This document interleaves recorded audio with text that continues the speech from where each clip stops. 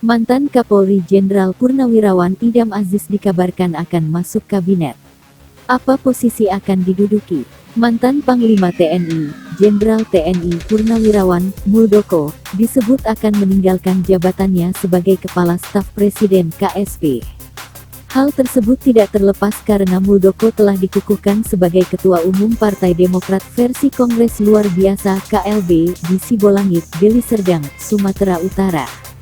Demikian diungkapkan oleh Ketua Koordinator Jaringan Pemuda Indonesia, JAPI, Iradat Ismail. Menurut Iradat, besar kemungkinan Muldoko memilih berhenti dan fokus mengurus Partai Demokrat yang saat ini kondisinya sedang memanas. Saya kira soal waktu saja. Tidak lama lagi, Pak Muldoko akan melepaskan jabatan Kepala Staf Kepresidenan dan totalitas mengurus Partai Demokrat, kata Iradat, Sabtu tanggal 13 Maret tahun 2021.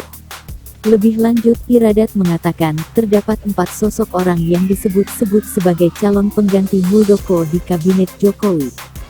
Kalau kami dengar-dengar mengerucut ada 4 sosok, ujar dia.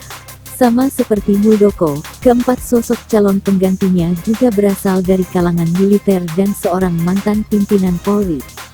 Keempatnya masing-masing bernama Majen TNI Purnawirawan TB Hasanuddin yang merupakan politikus dari PDI Perjuangan atau PDIP. Lalu, mantan KSAD Jenderal Purnawirawan Mulyono, mantan Kapolri Jenderal Idam Aziz dan Letnan Jenderal TNI Purnawirawan Agus Sutomo. Nama yang terakhir disebut diketahui pernah menjadi pengawal mantan Presiden RI, Susilo Bambang Yudhoyono atau SBY. Sementara TB Hasanuddin pernah menjadi sekretaris militer era Presiden SBY dan Megawati Soekarnoputri.